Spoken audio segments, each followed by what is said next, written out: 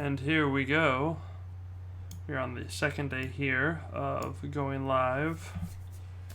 Now we're trying Facebook and YouTube at the same time with a service called Restream.io.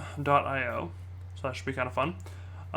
Today we're going to be going over, let me just put me up here. Today we're going to be going over one particular shot and how to color grade it. We're going to be going over this shot here, turning this shot from, well, it's like this, to making it look like that in color grade, and also talking about how I shot it as well. So from that to that, we're going to go over the nodes. We're going to go over a little bit of how the lighting was to make this all happen. So let's get started. It still says YouTube is connecting. That's okay. We're just going to roll on Facebook then. That's fine. So this was captured pretty much with this kind of setup. This is Josh here, the writer of the telephone movie, like I talked about yesterday. And this is actually one of the characters, a cop character who has a whole bunch of issues, and basically he's struggling with kind of two sides of himself. So this is a fairly basic setup for this one. This is the only BTS one I have of the room. But so we have a 24 by 36 inch softbox with a 1x1 LED in there. Just we have it plugged in. It has batteries in there too, but having it plugged in gives it a little more oomph for the lighting. Also makes so you don't have to worry about the batteries dying, which is super nice. So we have that directly overhead, and then we also have off to the side, not shown in this shot, but we have off to the side two lights. A blue light and an orange light. And actually the blue light, the gel we actually got from that. Hold on one sec.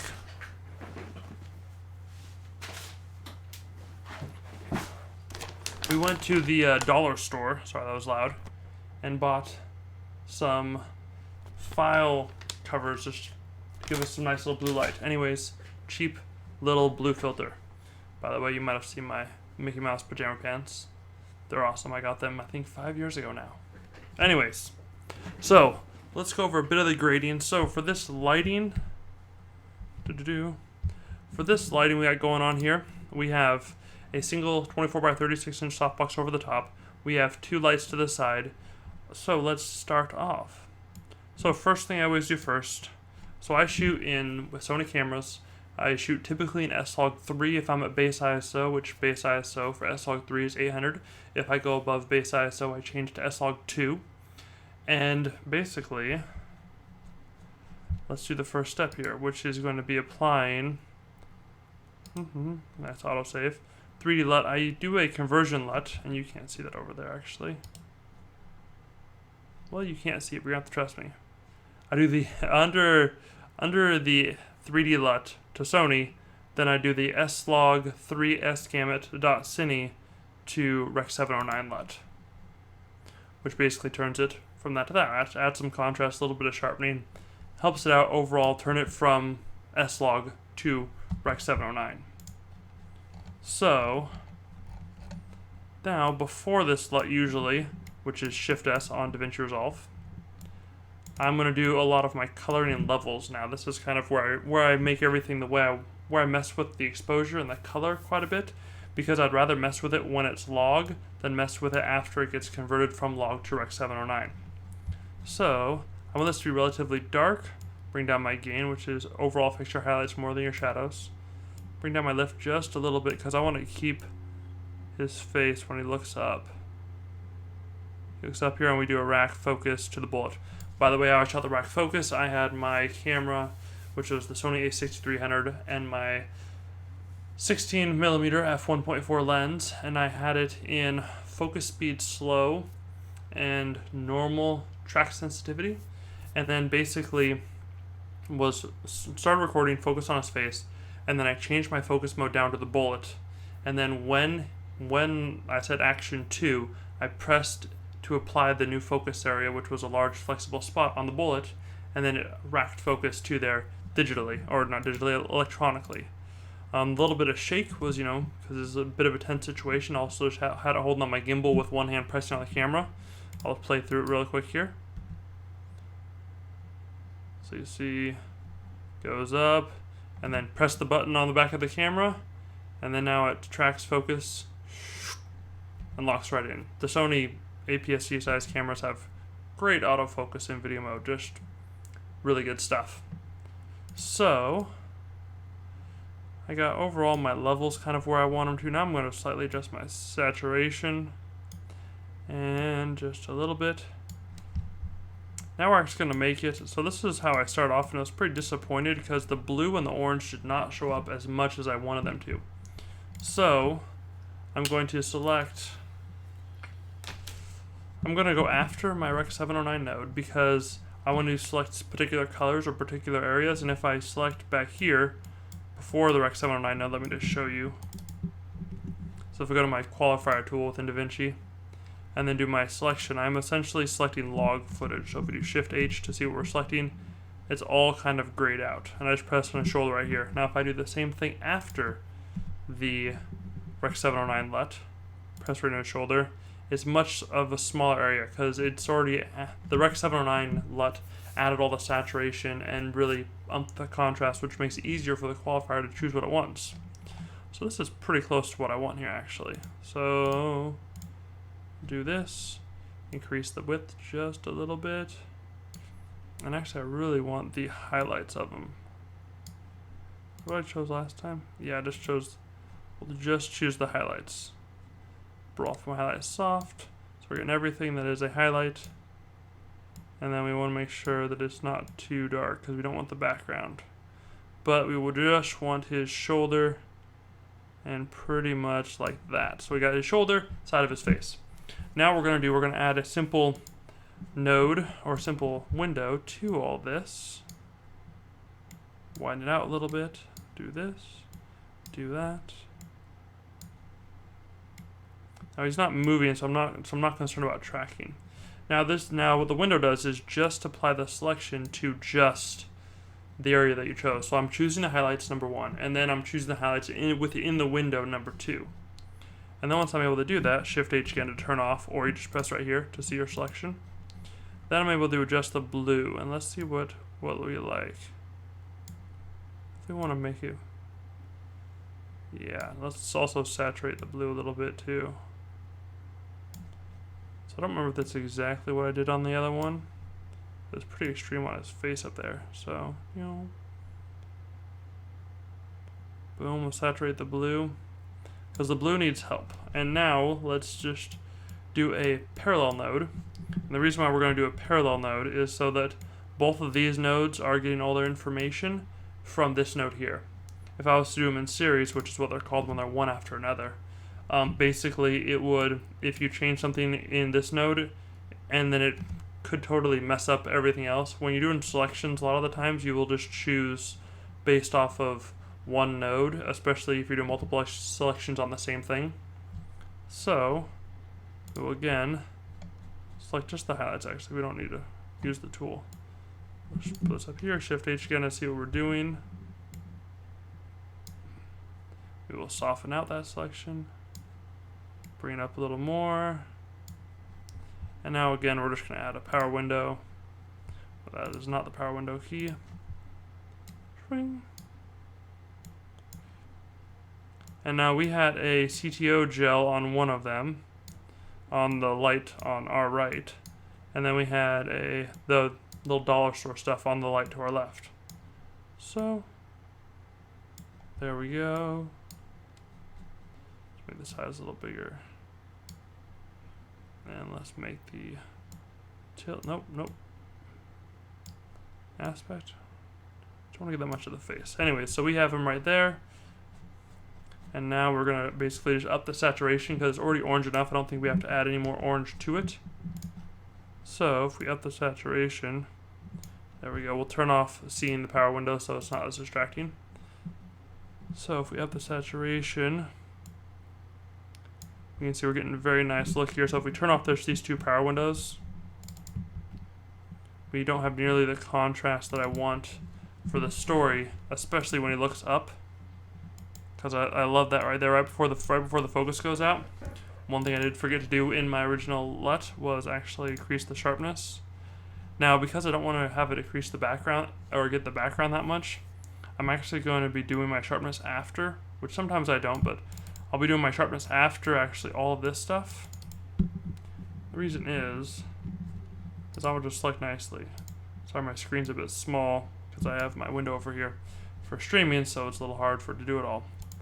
But I'm only going to have my mid-tone detail, which is how I usually do sharpness, affecting everything from a certain brightness and higher. So let me bring this up again, get rid of a lot of this darkness so it doesn't affect it as much.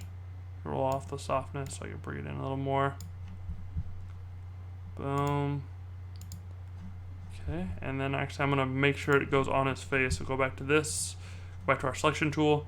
Then we're going to go to power window, square, and just on his face here. And then we'll just increase the softness of all this good stuff because I want to capture his face. And then we'll press the invert button to invert the mask. I did that wrong. That is okay. Never mind about that then. We'll turn that sucker off. Let me see what else I can do to make it so I get more of this face. So I want more of the face. Add some face. That totally didn't work. Well, that's a good thing this is live, so you can see my mess ups. Let's just do this one again. Shift H, so we can see. Get rid of the lows. Some of them. And we're going to add our mid-tone detail. I'm going to do quite a bit because it's kind of an extreme scene. Go up to 40. Actually, I'm going to try 50. So then we have the sharpening before and after, before and after.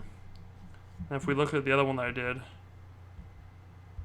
oh yeah, I also added a vignette, which I would put usually here. Actually, now I put it usually Alt-P. I take it straight from the source as well. And then add a slight blur and also brightness vignette. So we'll do this here. What I could do if I wanted to an outside node, press Alt-O, make an outside node, and then basically affect that. I usually just sit on the curve just a little bit. And then I also usually lower my sharpness, which is this one right here. Raise sharpness, bring it down, lower sharpness, bring it up, just a little bit. So we have kind of the before and after, before and after. It is a bit extreme, but it's already kind of a naturally vignetted scene. Just how it's lit, having that single light right over the top makes it kind of vignetted. And then relax the focus. The bolt looks good. He looks good in the background. I think this shot is pretty much where it's supposed to be. So have fun with grading. I love this stuff. I do this stuff all the time. You can go way crazy, way more crazy on my node stuff. Basic things I usually do, or just things I always do, is this one right here, where I add my correction, my Rec 709 correction, and this one here, which basically adjusts my levels and saturation going into that Rec 709. And then after that, I just do a lot of selections of power windows. Nothing too nuts. If I wanted to, I could track a power window. Let's just track one just for giggles here. Alt-P, add this one down here. Let's window. I don't know what I'm going to do with this window yet. We will see what I want to do with it in just a second. Right now, we'll just track it. And we're going to turn on 3D tracking because his head is moving. Window, and we'll track backwards.